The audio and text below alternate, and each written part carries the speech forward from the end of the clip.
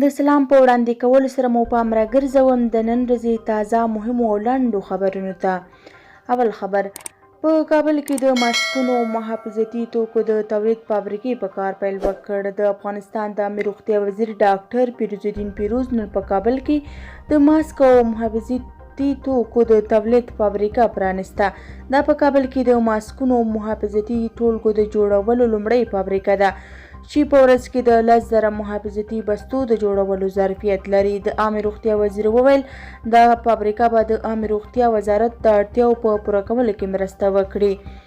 دوهم خبر: دولت د 180 امبولانسونو او 80 موټرونو پیرودل تایید کړل. د افغانستان د ملي تدارکاتو کمیسیون په خپله دوهمه ناسته کې 180 امبولانسونو او 80 موټرونو پیرودل تایید کړل. د امبولانسونو او موټر به په هیواد کې د کورونا ناروغانو او قربانیانو د لیږدولو په موخه کارول کیږي.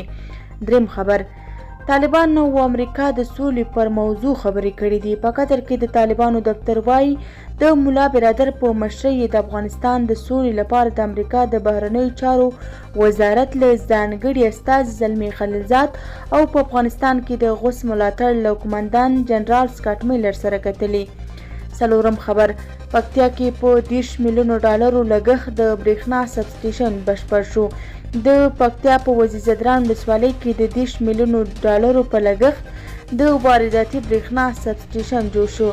د پکتیا والي شمیم کټوازی وایي دا سب سټیشن به د هیواد په ولایت وزیر ځدران، شواک، ګردسیړی او د خوست په دومندو ولسوالۍ سیدخیلو سیمو کې 15,000 کورنیو ته برېښنا ورکړل شي. پنځم خبر: نیمروز کې 100 بستریز روغتون پرانستل شو. په نیمروز ولایت کې د کووډ-19 ناروغانو د بستر کرنټین او درملنې په موخه 100 بستریز روغتون پرانستل شو. نن د نیمروز والي سید ولي سلطان په داسې حال کې چې د ولایتي شورا استازی نعمت الله صدیقي، د عامه روغتیا رئیس ډاکټر عبدالشکور حیدري او نورو روغتیایي مسؤلینو یې ملتیا کوله د کووډ-19 ناروغانو لپاره 100 بستریز روغتون پرانسته. درنو لیدونکو، که مو دا خبرې ټولګه خوښه شوې نو زموږ ویډیو لایک او چینل سبسکرایب کړئ. له توجه څخه مو نړۍ مننه. تر بیا ښې چارې.